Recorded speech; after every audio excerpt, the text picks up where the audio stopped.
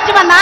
నేను వైజాగ్ ఎయిర్పోర్ట్లో fusion food సంబంధించి కోడికత్తి సీను చేసిన దానికి సంబంధించి ఎయిర్ క్యాటరింగ్ లో చీఫ్ సెక్యూరిటీ ఆఫీసర్గా చేస్తున్నానన్న. నేను అప్పట్లో వాళ్ళు తెలియదు టీడీపీ వాళ్ళని చెప్పి తెలియక నేను రిక్రూట్మెంట్ చేస్తే వెళ్ళున్నానన్న. నేను జరిగింది ఏంటంటే, ఎప్పుడైతే నేను జగనన్న అభిమానం తెలిసిందో అప్పటి నుంచి వాళ్ళు నన్ను సస్పెక్ట్ చేస్తూ మీరు నన్ను ఏదో ఇన్స్పైర్ చేసి పెట్టారని నన్ను ఫస్ట్ నుంచి హెరాస్మెంట్ చేసుకుంటూ వచ్చారన్న. అక్కడికి టీడీపీకి సంబంధించిన నాయకులు కానీ, ఆ సిఎస్ వేణుగోపాల్ కానీ, చంద్రబాబు నాయుడు కానీ, లోకేష్ కానీ, బాలకృష్ణ కానీ, ప్రతి ఒక్కరు, హర్షవర్ధన్ అందరూ అక్కడ కూటమిలాగా ఉండేవాళ్ళు అన్న. అక్కడ ఉన్నప్పుడు అక్కడ జరుగుతుందంతా నేను చూస్తూ ఉన్నానన్న.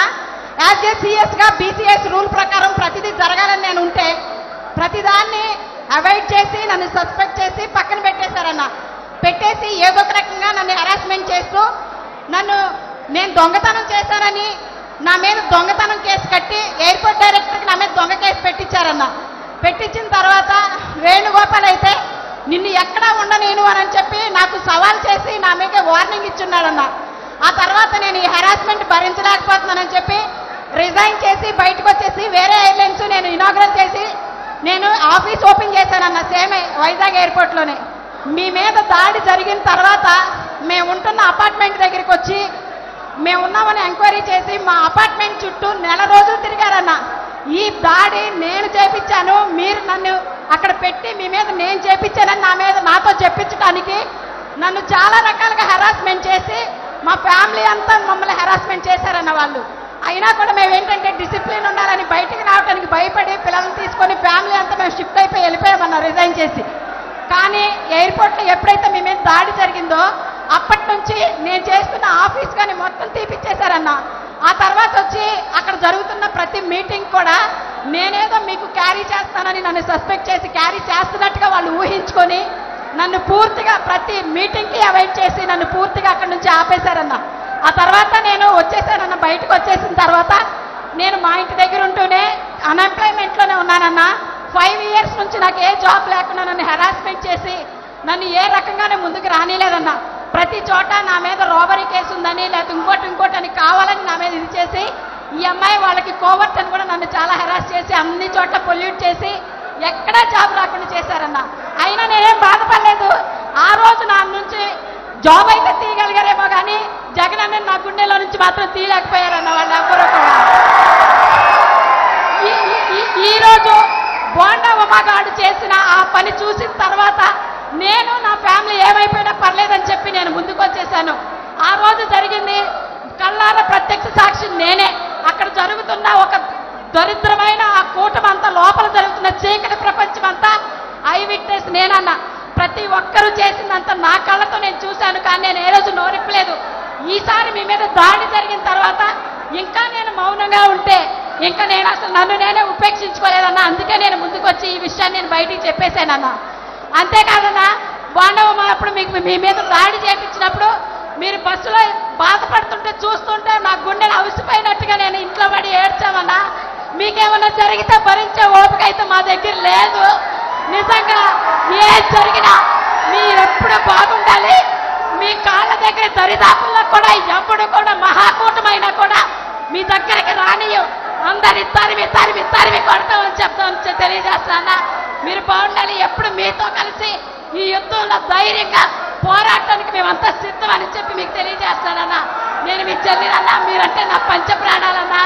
మీ అందరికీ మీరెప్పుడు బాగుండాలని దేవుడిని కోరుకుంటానన్నా. ఈ యుద్ధంలో మీతో కలిసి మేమందరం కలిసి సిద్ధమన్నా. ఎంత అబ్యూస్ చేసినా, మమ్మల్ని ఎంత బాధ పెట్టినా మాటలు చెప్పలేనంత విధంగా సోషల్ మీడియాలో మా గురించి పోస్టులు పెడుతున్నా కూడా మేము పట్టించుకోలే. మాకు కావాల్సింది మీరు. మీ గురించి మేము ఎప్పుడు అలాగే భరించాలనుకున్నాం. మేము పట్టించుకోలేదన్నా. మీరు బాగుంటారు. మళ్ళీ మళ్ళీ మళ్ళీ మీరే సీఎం అన్నా. జై జగనన్న, జై జగనన్న, జై జగనన్న. నేను అన్నమయ్య జిల్లా రాయచూడి నియోజకవర్గం. ఒక్క నిమిషం అన్న. సుచిత్ర ఒకసారి కేన్ ఒకసారి చిదానంద్ ఒకసారి అటాచ్ చేసుకోండి అన్నా. నా పేరు కోట సామ్రాజ్యం అయితే నన్ను సోషల్ మీడియా అన్ని నిక్నేమ్ సుచి అన్న నా పేరు. అమ్మా అమ్మ సీఎం భార్గవ్, సోషల్ మీడియా పరంగా ఎవరైనా కూడా హెరాస్మెంట్కు లోన్ అవుతే, సోషల్ మీడియా పరంగా ఎవరైనా కూడా హెరాస్మెంట్కి లోన్ అవుతే ఒక create an app or something like that, so that ఆ కంప్లైంట్ అనేది ఎట్లా సైబర్ క్రైమ్లో ఎట్లా కంప్లైంట్స్ అనేది ఉండే, పార్టీ పరంగా కూడా ఈ క్రియేట్ ఒకటి చేసి అటువంటి హెరాస్మెంట్ ఎవరికి ఎక్కడ లోనైనా కూడా ఖచ్చితంగా మన దృష్టికి వచ్చేట్టుగా దాని మీద కంప్లైయన్స్ ఏ రకంగా మీరు చేశారని కూడా నాకు వీక్లీ రిపోర్ట్ వచ్చేట్టుగా కూడా సమ్ కైండ్ ఆఫ్ సెటప్ అనేది క్రియేట్ చేసుకుంటున్నాను. వెరీ అవసరమైన పని ఇది కూడా. మీ అందరికీ కూడా నేను ఒకటే చెప్తా ఉన్నా, అవతల వాళ్ళు మన మీద దాడి చేస్తూ ఉన్నారు అని అంటే ఒక సుచిత్ర మీద కానీ, లేకపోతే ఒక గీతాంజలి మీద కానీ, లేకపోతే ఇంకొకరి మీద కానీ లేదా సాక్షాత్తు నా మీదనే ఈ మాదిరిగా దాడి చేస్తూ ఉన్నారు అని అంటే దాని అర్థం ఏమిటి? దాని అర్థం విజయానికి మనం అంత చేరువుగా ఉన్నామని, దాని అర్థం విజయానికి వాళ్ళంత దూరంగా ఉన్నారు అని. ఇది వాళ్ళ ఆక్రోశము, ఇది వాళ్ళ అజీర్ణత అని చెప్పాలి. అన్నా నమస్తే అన్న, నా పేరు మలసాని అనిల్ కుమార్ రెడ్డి అన్న, మా తమ్ముడి పేరు మలసాని భరత్ కుమార్ రెడ్డి అన్న. నేను అన్నమయ్య జిల్లా రాయచూడి నియోజకవర్గం గాలివీడి నుంచి వచ్చా అన్న. ముఖ్యంగా ఇక్కడ రావడానికి ఉద్దేశం ఏమిటంటే, లాస్ట్ ఫిబ్రవరి నెలలో మా తమ్ముడు మలసాని భరత్ కుమార్ రెడ్డి ఎలక్షన్ క్యాంపెయిన్కి వెళ్ళి రిటర్న్ వచ్చే టైంలో ప్రమాదశాతం మృతి చెందాడన్న. అందుకు మా ఎమ్మెల్యే శ్రీకాంత్ అన్న గారు మరియు భార్గవ్ అన్న గారు మా కుటుంబానికి చాలా అండగా నిలిచారన్న. మా తమ్ముడు 24 గంటలు ఎప్పుడు పొద్దున్న లేచినప్పటి నుంచి పడుకున్నంత వరకు జగన్ జగన్ జగన్ అంతే అన్న. మీ పేరు తప్ప ఇంకా 24 గంటలు మేము ఇంట్లో పూజించే టైంలో కూడా ఎప్పుడు దేవుడిని పూజిస్తాము.